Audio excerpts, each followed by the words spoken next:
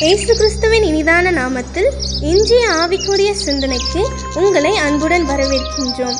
இப்போதும் ஒரு பாடலுக்கு பின்பு உங்கள் சிந்தையை தெளிவிக்கும் ஆவிக்குரிய செய்தியை கேட்கலாம்.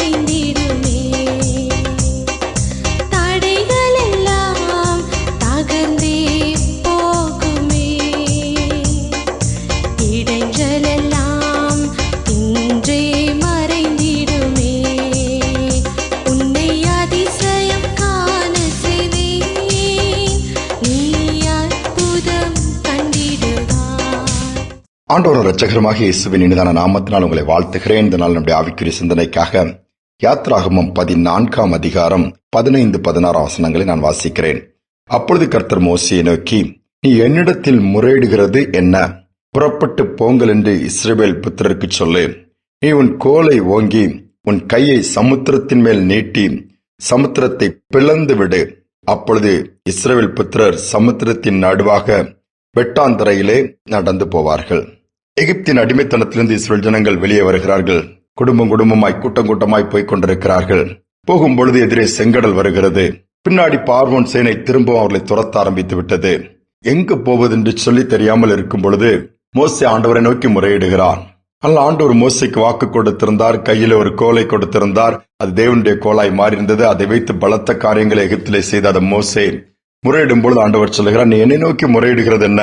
உன் கையில் இருக்கிற கோலை நீட்டி சமுத்திரத்தை பிளந்து விடு என்று சொல்லுகிறார். உடனே மோசே கீழ்ப்படிந்து அதை செய்கிறார். சமுத்திரம் இரண்டாக பிளக்கிறது. மதில் போல் நிற்கிறது. வெட்டாந்தரை போல அது பாதை உண்டாகிறது. இஸ்ரவேல் ஜனங்கள் எல்லாரும் அதிலே கடந்து போனதாக வேதம் சொல்லுகிறது. என்ன அருமையான ஒரு சம்பவம் பாருங்கள். அநேக நேரம் நமக்கு கிருபைகளை கொடுத்திருக்கிறார், வல்லமைகளை கொடுத்திருக்கிறார், விசுவாசத்தை கொடுத்திருக்கிறார். நாம் ஆனால் இன்று பார்க்கும்போது சூழ்நிலைகளை தலைகளாகத்தான் மாற்றி காண்பிக்கிறோம். எப்படி என்று சொல்லி பார்ப்போம் என்று சொன்னால் வேதம் சொல்லுகிறது, கர்த்தருக்கு கீழ்ப்படியுங்கள், பிசாசுக்கு எதிர்த்து நில்லுங்கள். ஆனால் இன்னைக்கு என்ன பண்ணுகிறோம்? பிசாசை கண்டால் ஒரே பயம், பிரச்சனை கண்டால் பயம், ஆண்டவருக்கு பயப்படுகிற பயம் அந்த அளவு கூட நமக்கு இல்லை.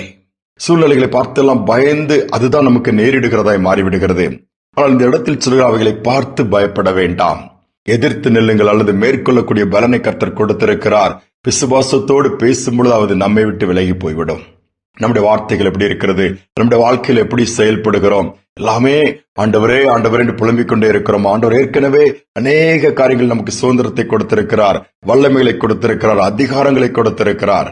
இவைகளை ஏன் பயன்படுத்தக்கூடாது? சாது சுந்தர் சிங் திபெத் பகுதியிலே ஊழியத்தை முடித்துக் கொண்டு போய்க் கொண்டிருக்கும் பொழுது அதிகமான குளிரும் பனியும் பெய்து கொண்டிருந்தபடியினாலே எங்கேயாவது இடம் கிடைக்குமான ஒரு குகை இருக்கிறது, அதற்குள் போகிறார். குகைக்குள் போனவங்க பார்த்தால் உள்ளே ஒரு பெரிய புலி இருக்கிறதுனாலே பயந்து அலறி அடிச்சு வெளியே ஓடி வந்து விடுகிறார். இயேசுவே என்று சொல்லி கத்திக்கொண்டு ஜெபித்துக் கொண்டு வெளியே ஓடி வருகிறார். வெளியே ஓடி வந்து நின்று இருக்கும் பொழுது ஆவியானவர் பேசுகிறார். நீ ஏன்பா வெளியே வந்தான்னு சொல்லி ஆண்டவர் கேட்கிறாரு. உள்ள நான் போய் தங்கலாண்டு போனேன்பா, ஆனால் உள்ள புலி இருக்கிறதே, நீ அதை சாப்பிட்டு விடுமே. நீ உள்ள போனேன்னா அதை வெளியே போக சொல்ல, அது போயிடும், நீ அதை உள்ளே போய் தங்கி விடலாம் என்று சொல்லி நீ ஏன் அதை வெளியே போக சொல்லக்கூடாது? ஆண்டவர் சாது சந்தோஷிக்கிட்டு கேட்டாரா, அந்த டைகரை பார்த்து நீ வெளியே போன்னு சொன்னா அது போயிட போகுது, நீ அதை பயன்படுத்திக்கொள். ஒரு பெரிய விசுவாசம் சாது சுந்தர்சிக்குள் வந்ததா. ஆமா, நம்ம அதை செய்திருக்கலாமே, நாமல்லவா பயந்து ஓடி வந்து விட்டோம்னு திரும்ப உள்ள போனாரா. அந்த டைகரை பார்த்து வெளியே போயிருன்னு சொன்னாரா, அது தானாக அப்படி தலையை கீழே போட்டு போயிடுச்சுதான். அங்க நல்லா ஓய்வெடுத்து விட்டு நல்லா ஃப்ரெஷ் அப் ஆன பிறகு திருப்பி பிரயாணத்தை தொடர்ந்தாராம். எவ்வளவு ஆச்சரியம்! மோசே அதைத்தான் சொன்னார், நீ புலம்பிக் கொண்டே இருக்கிறாயே, நான் வல்லமை கொடுத்திருக்கிறேன், எத்தனை லட்ச ஜனங்களை நடத்தக்கூடிய கிருபை கொடுத்திருக்கிறேன், பலனை கொடுத்திருக்கிறேன். கோ ஃபர்தர், நீ அடுத்து முன்னாடி போய்கொண்டே இரு, முன்னேறி செல் என்று சொல்லுகிறார். நம்முடைய வாழ்க்கையில சோர்ந்து போய் நிற்கிறீங்களா? புலம்பிக் கொண்டிருக்கிறீங்களா? என்ன செய்வது என்று தெரியாம தவிக்கிறீங்களா?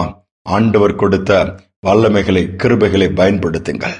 வழி உண்டாகும், தடைகள் மாறும், சூழ்நிலைகள் சாதகமாகும். பிசாசானவனை கர்த்தர் சிலுவையில வெற்றி சிறந்திருக்கிறார். வெற்றி சிறந்த அதே ஆண்டோட பிள்ளைகள் நாம். நமக்கும் ஜெயத்தை கொடுக்க அவர் காத்துக் கொண்டிருக்கிறார். ஜெபிப்போம். அன்பின் தகப்பனே, இந்த புதிய நாளின் காலை நேரத்திற்கு அண்டியுமே துதிக்கிறோம், ஸ்தோத்திரிக்கிறோம். எங்களுக்கு எவ்வளவோ கிருபை பாராட்டிருக்கீங்கப்பா, எவ்வளவு பலனை கொடுத்திருக்கீங்க, விசுவாசத்தை கொடுத்திருக்கீங்க. அநேக நேரம் நாங்கள் சோர்ந்து போகிறோம். சூழ்நிலை பார்க்கும் பொழுது அதை பார்த்து பயந்து பின்வாங்குகிறோம். அப்பா, அப்படி அல்ல. எதிர்த்து நிற்கிற காரியங்களை குறித்து பயப்படாமல் முன்னேறி செல்லத்தக்கதாய் எங்களுக்கு கொடுத்த பலத்தின்படி மூலமாக, எங்களுக்கு கொடுத்த கிருபையின் மூலமாய், அதிகாரத்தின் மூலமாக அவைகளை மேற்கொள்ளத்தக்கதாய், அவைகளுக்கு கட்டளையிடத்தக்கதாய், அப்ப அவைகளுக்கு விரோதமாய் பேசத்தக்கதாய் எங்களுக்கு பலன் உண்டாகட்டும். விசுவாசத்திலே இதை கேட்டுக்கொண்டிருக்கிற ஒவ்வொருவரும் பெருகட்டும். அப்பா, இன்னைக்கு தைரியத்தை கொடுங்கப்பா. எனக்குள்ள சுதந்திரம் எனக்கு தான், அது எந்த பிசாசும் எடுத்துக்கொள்ள முடியாது, எந்த பொல்லாத மனிதனும் எடுத்துக்கொள்ள முடியாது என்று சொல்லி நம்பிக்கையோடு அவர்களை சுதந்திரித்துக் கொள்ள உதவிச்சியும் துதிகனமைக்கு செலுத்துகிறேன். இயேசுவின் நாமத்தில் பிதாவே, ஆமேன், ஆமேன். எதை குறித்தும் பயப்பட வேண்டாம். கர்த்தர் பட்சத்தில் இருக்கிறார். விசுவாசத்தோடு பேசுவோம், சூழ்நிலைகள் மாறும். சிந்தனையோடு இந்த நாளை தொடர்வோம். மீண்டுமாய் நாளை தினம் சந்திப்போம்.